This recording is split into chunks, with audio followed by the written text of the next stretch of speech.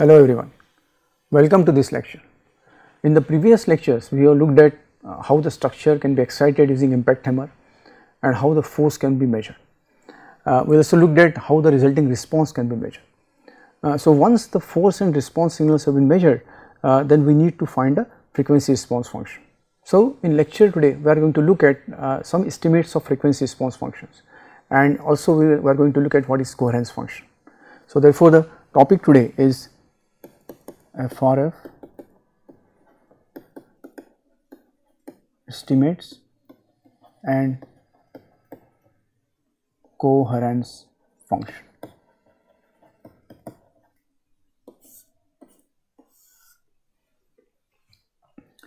So a brief outline of the lecture is as follows. First we will define the FRF estimates H1 and H2.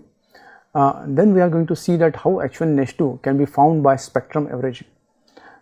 Then we are going to see that what is the effect of noise in the input and output on the estimates H1 and H2, and then at the end we are going to talk about what is coherence function. So therefore first of all we are going to talk about FRF estimates.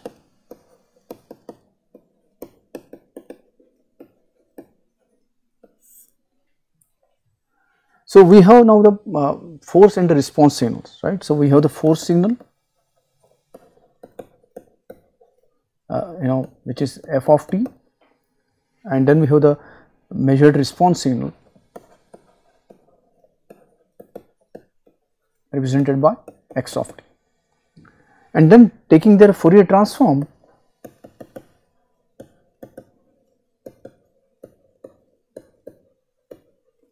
we obtain their frequency domain representation.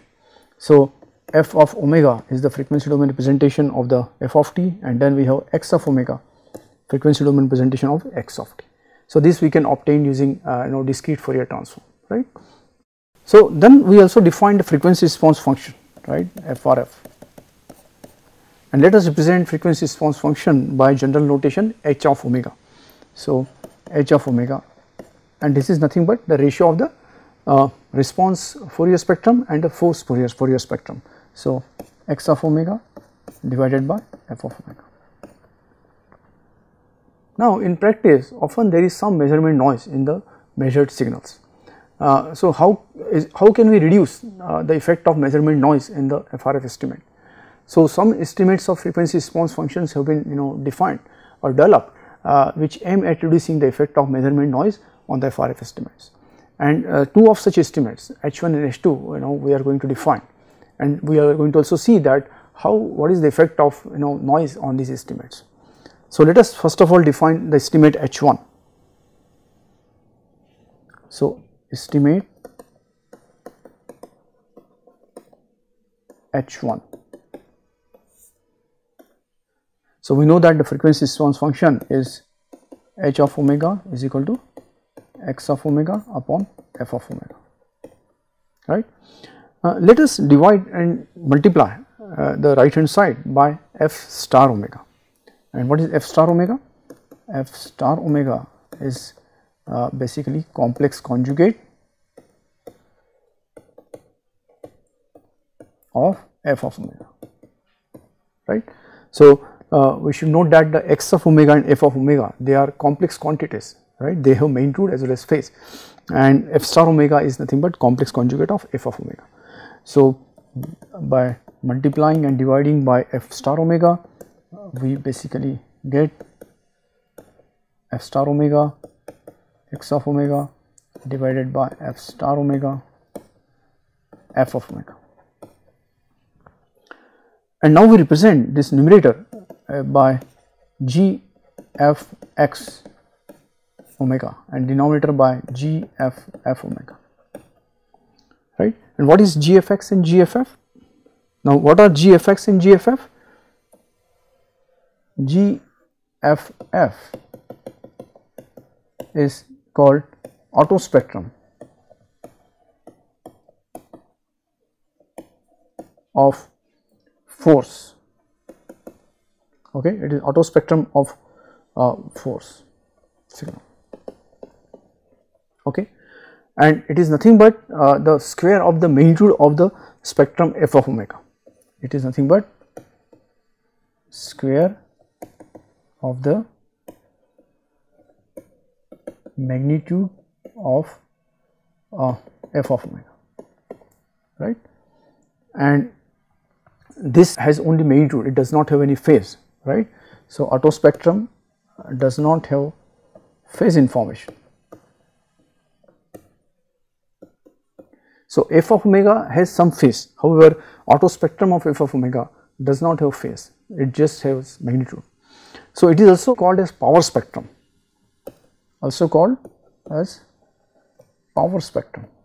because it gives the power of the signal at each frequency. Gfx omega is called cross spectrum between f and x, okay, it is a cross spectrum between force and x, and cross spectrum has both magnitude and phase, okay, has both magnitude and phase, and the phase of the cross spectrum is the relative phase between f and x, okay. The phase is nothing but relative phase between f and x, right. So, therefore, this ratio Gfx omega upon Gff omega is also equal to frequency response function, and this frequency response function estimate is referred as H1, okay. So, how one can find the frequency response function estimate H1? From the measured signals x of t and f of t, we first find their frequency domain representation, their Fourier spectrum, and then from the Fourier spectrum we calculate the auto spectrum and cross spectrum Gff and Gfx, and then we take the ratio of the two to find the FRF estimate H1. Let us look at another estimate H2.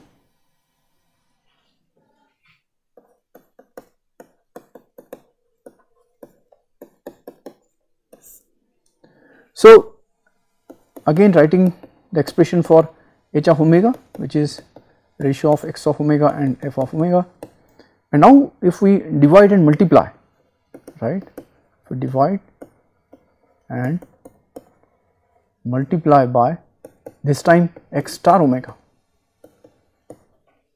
okay, then we get x star omega into x of omega divided by x star omega into f of omega.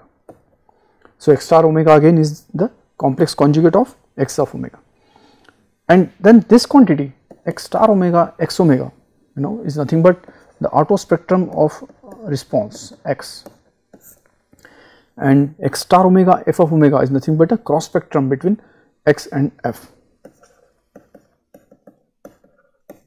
right. So, this estimate is basically called H2 estimate, H2 omega, correct, and we should note that here Gxx omega is nothing but auto spectrum of x, and Gxf is nothing but the cross spectrum between x and f, right. So, all the auto spectrums are magnitude spectrums, they do not have any phase information, and cross spectrums have magnitude as well as phase, the relative phase between the two signals in question. So, this is estimate H2. So, if there is no noise, right, in the measured signals, then the estimate H1, H2 and H of omega, they all will be equal, because they are all mathematically equivalent. So, they are supposed to be equal when there is no noise. Then the question arises, because in practice there is some noise, then how the effect of noise can be reduced. So, for that purpose, now these H1, H2, they are obtained using spectrum averaging. So, let us see what is spectrum averaging.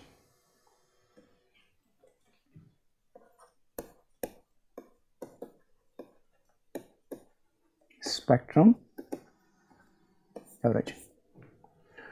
So for spectrum averaging, we perform the test at a test point repeatedly, right? We take the measurements repeatedly at a particular point.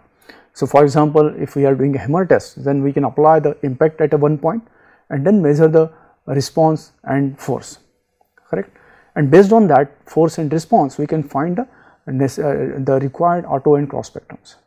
Then we again apply the impact at the same point, right? After the structure has come to rest, we again apply the impact, and then we again measure the response and force, and again find the auto and cross spectrums. So in this manner, let us say if we perform that apply impacts m number of times, right? Then we get basically m number of cross spectrums and m number of auto spectrums, and then we can take the average of all these auto and cross spectrums to find an average estimate of auto and cross spectrums.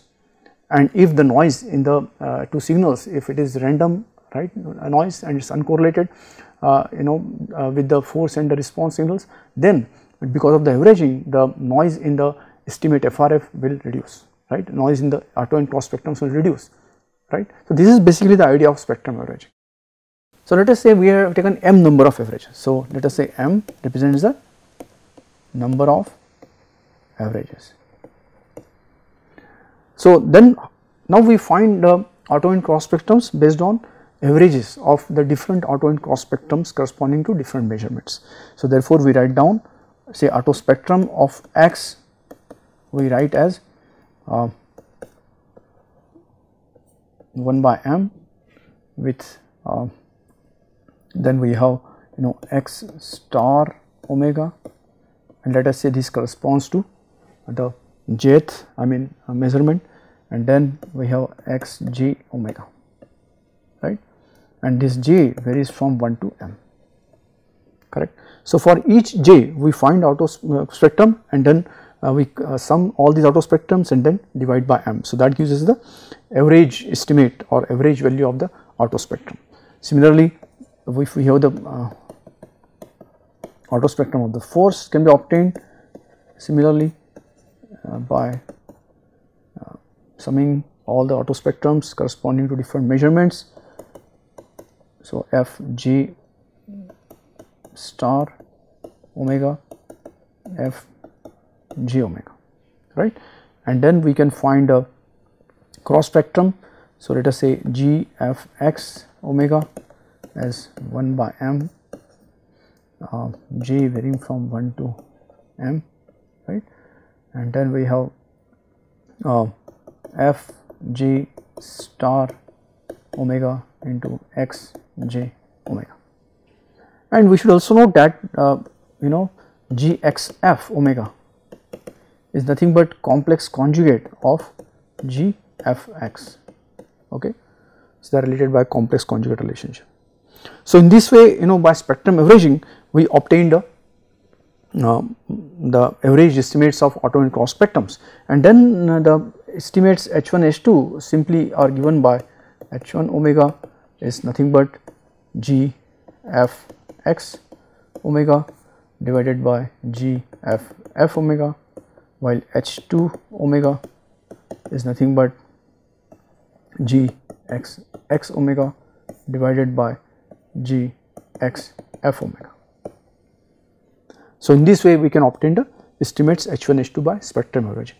So if spectrum averaging is done, then we expect that the h1 h2 will be closer to the true FRF. So let us now try to see that if there is noise in the input and output, how these estimates h1 h2 are affected, okay. So now we are going to analyze the effect of noise on h1 and h2, okay, and let us assume that h true is the true estimate of the FRF, and this true estimate is unknown, right. We do not know what this true estimate is, and we are trying to find some estimate of h true using h1 and h2 based on the measured signals. So this h true is, let us say, it is an unknown true estimate of the FRF, And let us first of all assume that there is noise in the output only. Okay. So, let us say there is noise in the output, that is the response. So, there is noise in the response, and let us say there is no noise in the applied force, right. So, let us depict this situation by a figure. So, we have this say system like this or structure, and then this is subjected to some excitation f of t, which results into response x of t, right. And there is some noise, uncorrelated random noise in the response. So, it means some noise gets added to this response. Let us call that noise as n of t, and then the what we measure is the noisy signal. Let us represent it by x bar t. So, x bar t is the measured signal. So, this is measured response signal. This is uncorrelated random noise, and f of t is the measured false signal.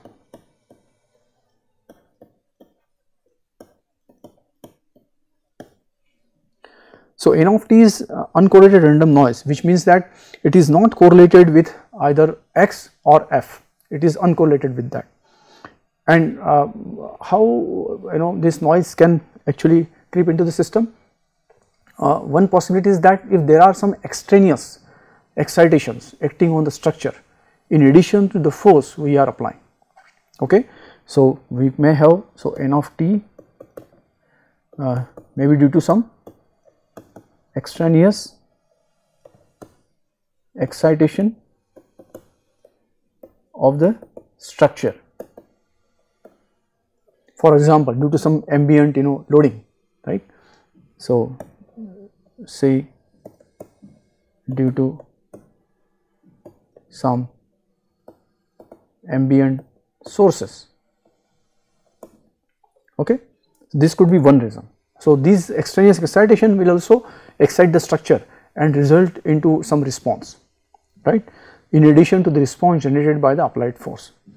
And this extraneous excitation in general would be uncorrelated with the applied force, and therefore, the corresponding response that is generated, that also will be basically uncorrelated, and therefore, that would basically appear like an uncorrelated random noise in the output signal. In addition, there may be some random noise, measurement noise due to instrumentation, due to electrical circuitry and so on, right. So, there may be some random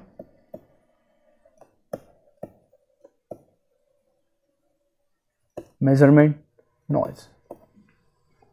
Therefore, we can say that we have signal x bar t, which is the measured response signal. It is equal to x of t plus n of t.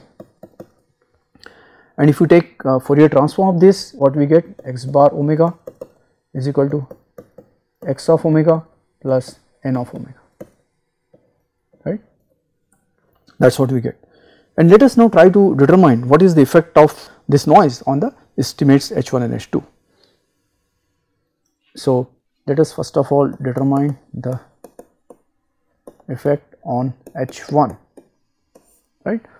And H1 now can be written as H1 omega will be equal to now the G F, and now we have x bar, right, because now the measured response is x bar, not x. So, omega divided by G, the measured force is F itself, so G F F omega. So, now how G F x is affected by noise? So, we can write G F x as 1 by m, J varying from 1 to m, then we have F star J, right. So, let us do not write this omega into bracket.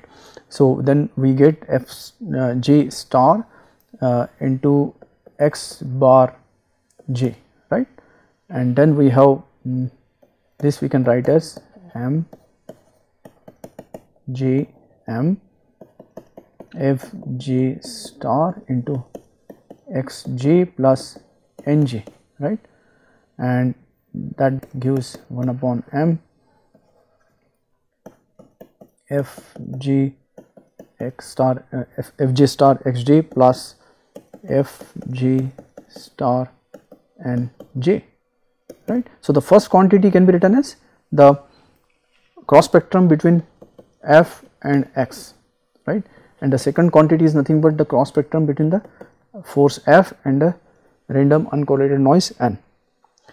Now, here this GFN will be approximately 0, right, it will tend to 0 for large number of averages, because the noise signal is uncorrelated with the force signal, okay, and therefore GFX bar omega will be equal to GFX, correct, and now GFF is unaffected by noise because there is no noise in the force signal, and therefore H1 omega turns out to be equal to GFX omega upon GFF omega, and this is nothing but the true FRF. So, this is equal to the true FRF, because this is dependent on the true force and true response. So, H1 therefore is unaffected by noise in the output, right. So, that is therefore that is the advantage of spectrum averaging, that noise in the output can be effect of noise can be limited in the FRF by estimating the FRF H1. Let us look at what is the effect on H2, right. So, now H2 is given by G x bar omega, right, divided by G x bar f, right, and let us now look at what is G x bar omega.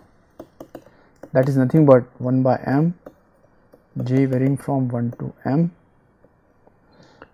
then we have x bar j star omega x bar j omega, okay, and then this can be written as 1 by m j is equal to 1 to m x j plus n j, right, star into x j plus n j. So, therefore, this we can now write as if you multiply the terms then and then take the average, then we can write this as G x x plus G x n plus G n x plus G n n, right.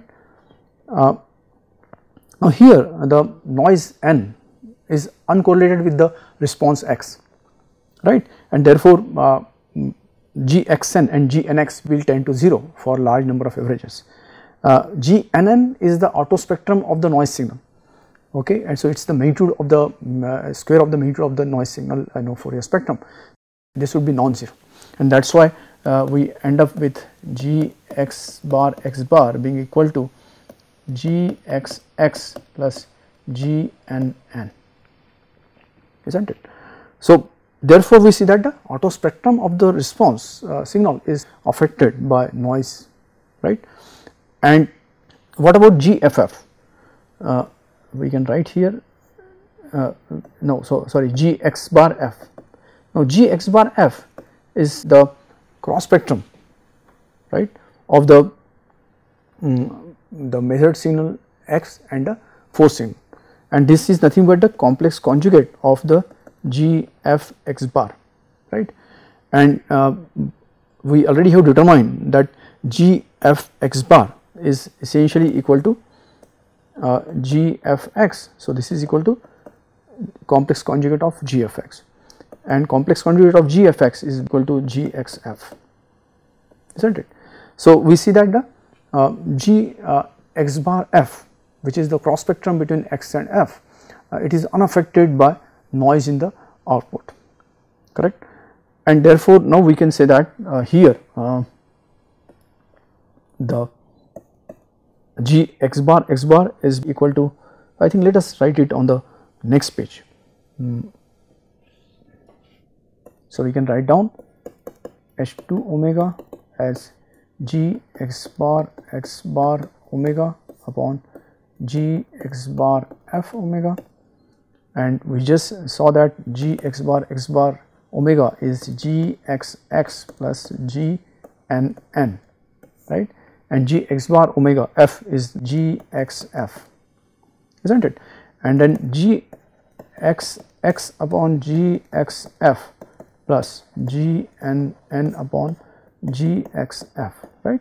So, G X X upon G X F is nothing but the true frequency response function, okay, plus G N N upon G X F. So, we see that H2 omega is not equal to H true, right. In fact, H2 omega is always more than or equal to H true. This we can see from this equation, right, from this equation we can see that. So, in the numerator we have the auto spectrum, sum of the auto spectrum of the response signal and the noise signal, and G and N is always positive, okay, because it is square of the magnitude. So, it is always positive. So, it means the numerator will always increase because of the non-zero noise in the output, and because of this the H2 omega will always be either more than or equal to H3 omega. So, if there is no noise, H2 is equal to H2, but if there is noise, H2 will be more than H3, okay. So, therefore, if there is noise in the output, the H1 estimate is the preferred estimate to eliminate the effect of noise on the FRF, okay.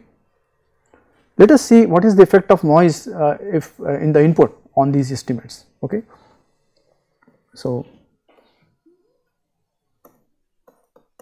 effect of noise in the input. So, therefore, now what we have got? We have this system like this, and then we have this force that is being applied, that is F of t, and that causes the response X of t. However, the measured force has some noise. So, it means that we have some noise here, let us say, and let us represent that by noise by Q of t, and this is the F bar t, which is the measured force.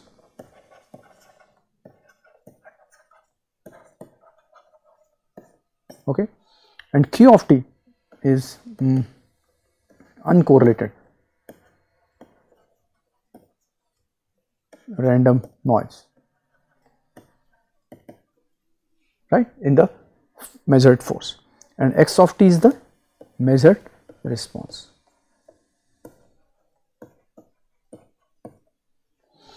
So, the measured response does not have any noise, however, the measured force has some uncorrelated random noise, right, and Q of t can be due to some random noise in the force signal, right, which may be because of some noise in the instruments or some random noise that is generally present in the measured signals, right. So, random measurement noise.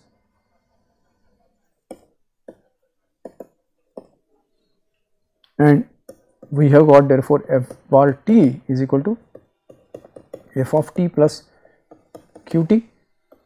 So, if we take Fourier transform of this equation, then we get F bar omega is equal to F of omega plus Q of omega. Let us now try to determine the effect of noise in the input on the H1 and H2.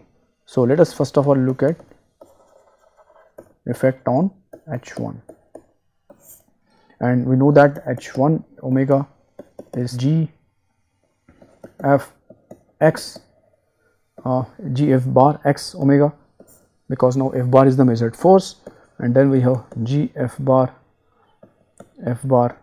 omega. So now G F bar x is given by G F bar x 1 upon m, J is equal to 1 to m, we have then F bar star j into xj, right, and then this would be F j plus q j star into xj, right, and then this is G F x plus G Q x, and because the noise Q of t, it is uncorrelated with the response x, and that is why G Q x would tend to 0 for large number of averages m, and therefore G F bar x would be essentially equal to G F x. It will be approximately equal to G F x. And then similarly we can easily show that G F bar omega, proceeding as we did for G x bar omega earlier, it can be shown that this will be equal to G F f plus G Q q, right. So the auto spectrum of the force would contain the effect of noise, right. So it will be equal to the auto spectrum of the actual force and the auto spectrum of the noise in the force.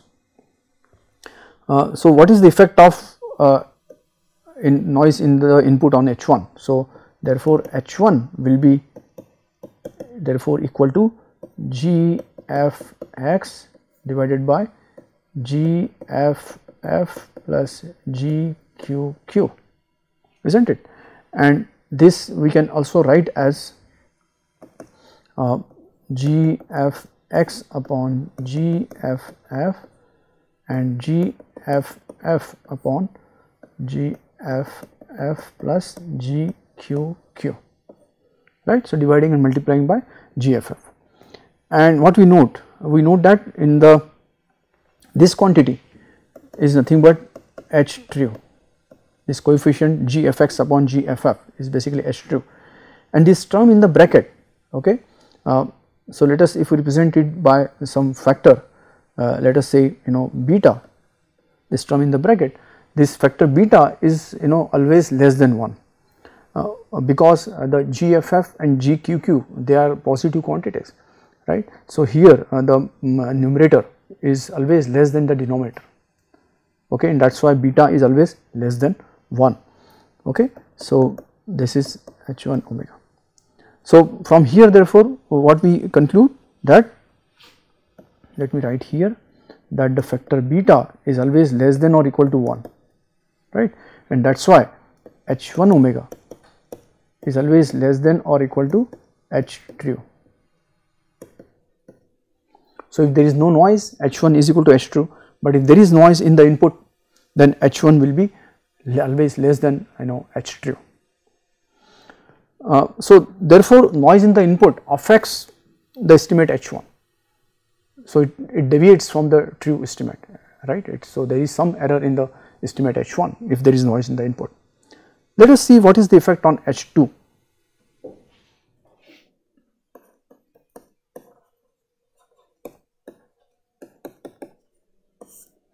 So H2 omega is given by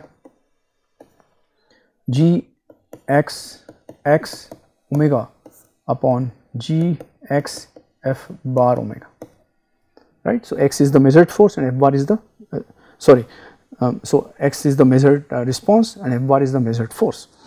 Now so we have seen that G x f bar will be basically equal to the complex conjugate of G f bar x, and just now we saw that G f bar x is nothing but G f x, right, and the complex conjugate of G f x is nothing but Gxf, isn't it? So therefore we see that Gxf bar is equal to Gxf, which is the correct value of the cross spectrum, correct, and therefore H2 omega will be basically Gxx omega divided by Gxf omega, and this is nothing but the true frequency response function. So we see that here the noise in the input does not affect the estimate H1, okay, it is equal to the true estimate. So therefore H2 is unaffected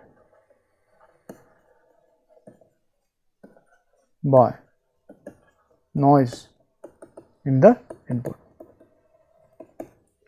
is unaffected by noise in the input, and therefore whenever there is noise in the input is expected, H2 estimate should be preferred.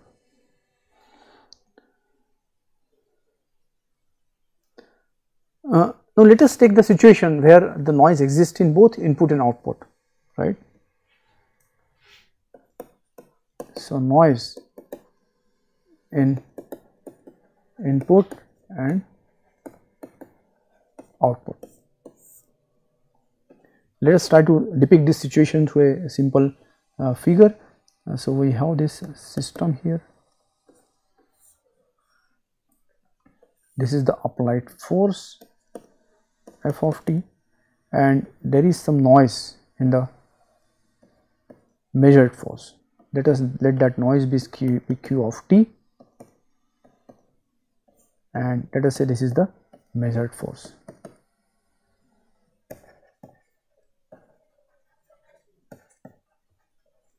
Similarly, let the response is X of t, and then there is some noise in the measured response. Let that noise be N of t, and let X bar t be the measured response.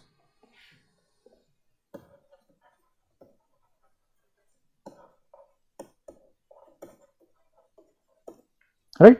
So Q of t and N of t are the uncorrelated random noise in the input and output respectively. So let us determine the effect on H1.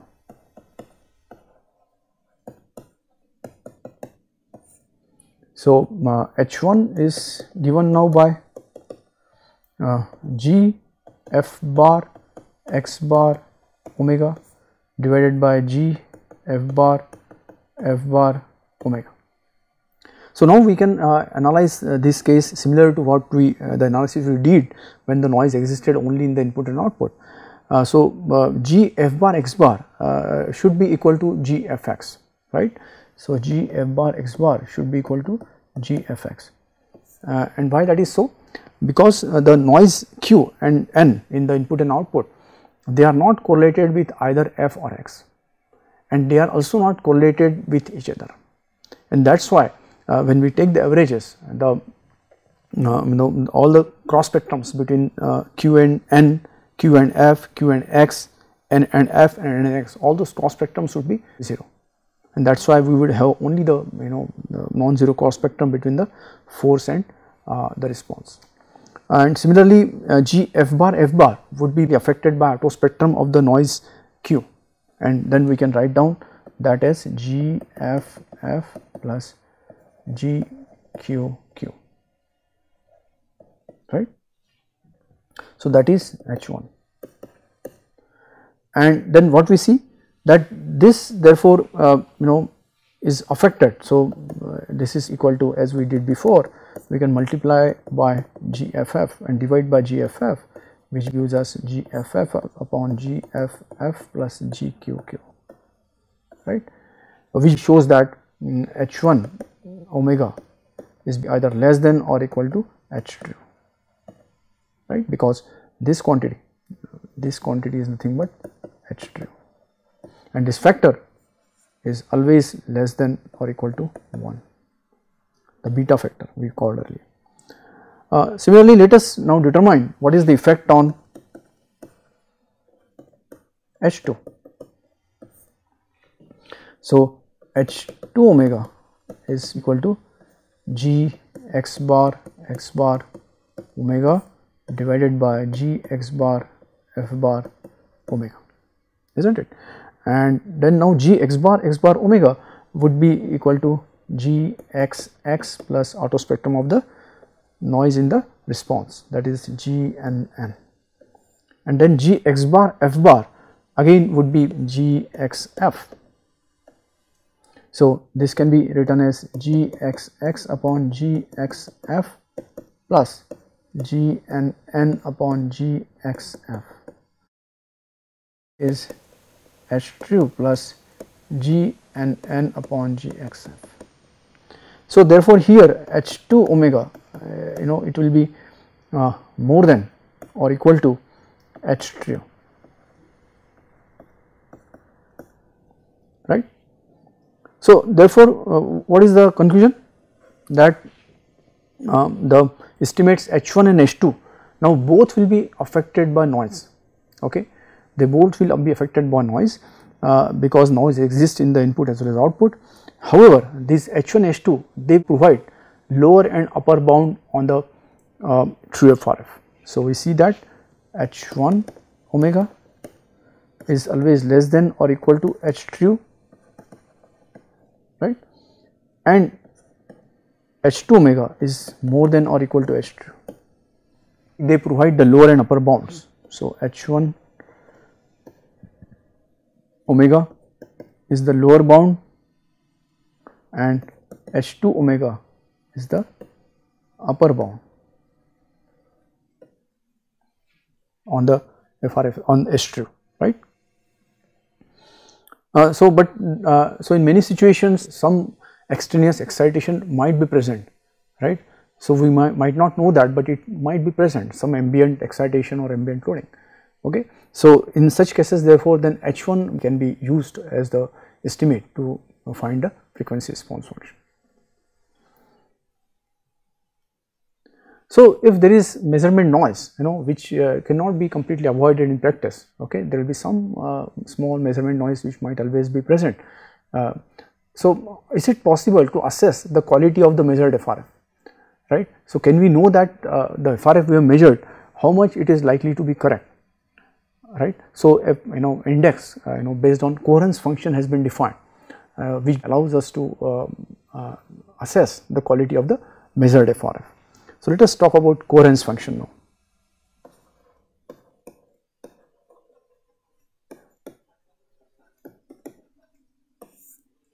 Okay, so the quality of the measured FRF can be assessed using coherence function.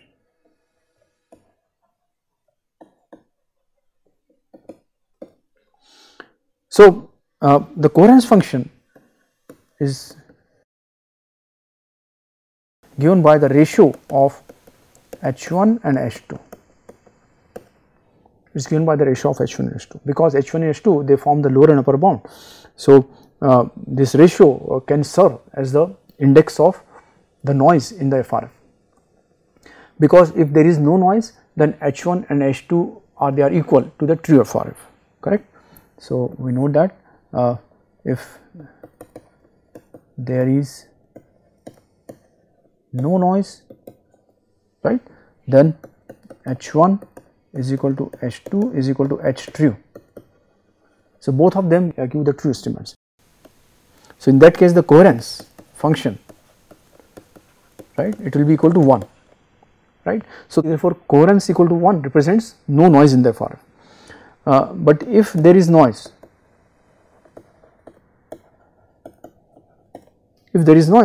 then we saw that h1 will be less than h true and h2 will be more than h true, and because of this the coherence will be less than 1, okay.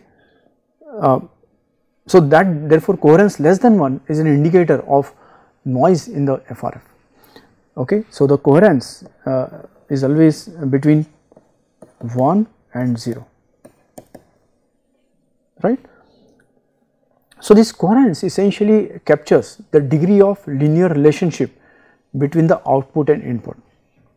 Okay. So, the coherence function quantifies the degree of linear relationship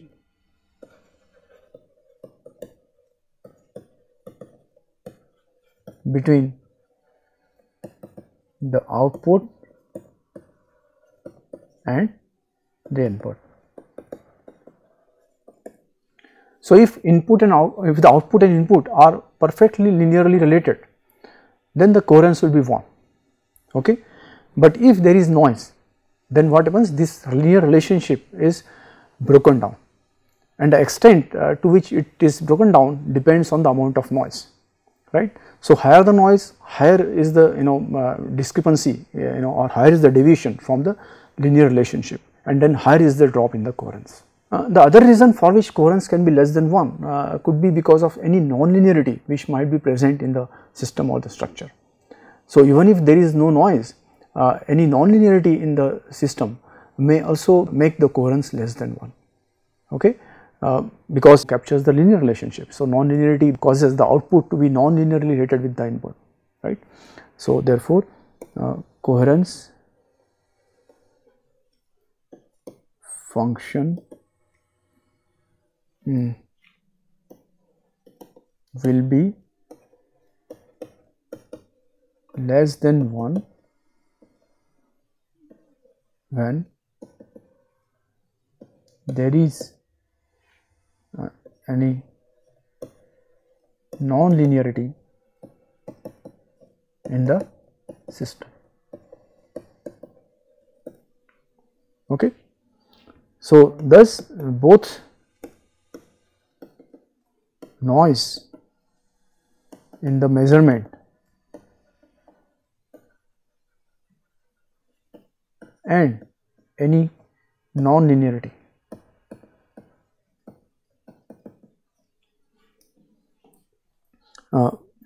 makes coherence to be less than 1. Okay. So, in practice, for example, if the model test is being conducted with a small amount of force, which is generally the case, then the non-linearities, even if they are present, will not be excited. Okay. So, in such cases, the any drop in the coherence will be equally due to the noise in the measured signals, right, and the noise in the FRF will affect the coherence function. And therefore, the coherence function can be used to assess the quality of the measured FRF and to determine that how much the FRF is being affected by noise in the measured signals. There are few more checks that can be done to assess the quality of the measured FRF. One of such consideration is reciprocity.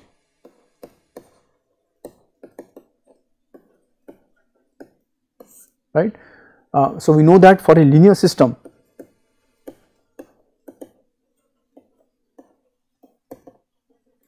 due to reciprocity, we have studied earlier that alpha jk FRF, right, the FRF at due to response at the jth degree of freedom and the excitation applied at the kth degree of freedom is equal to FRF alpha kj, right, which is the FRF based on the response at the kth degree of freedom and the excitation at the jth degree of freedom.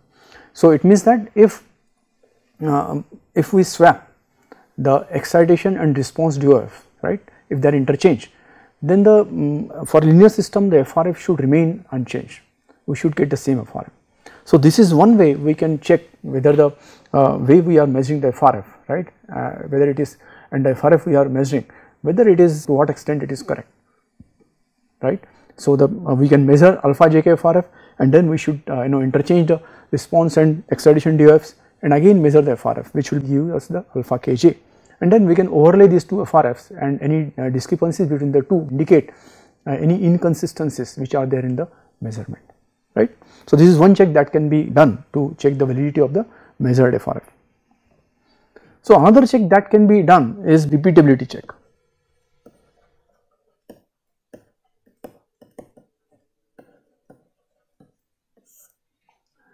This basically means that if we repeat the FRF measurement, then ideally we should get the same FRF. There may be small changes due to changes in the noise from measurement to measurement, but by and large we should be able to get a similar measurement, right, because FRF is the system property. So, the system property should not change, right, if everything else remains constant. So, these are the checks that can be done to assess the quality of the measured FRFs. So, in this way today we looked at the FRF estimates, and we looked at the estimates H1 and H2 and how they are affected by noise in the input and output, right, and we also defined coherence function which can be used to assess the quality of measured FRF. So, now we stop here. Thank you.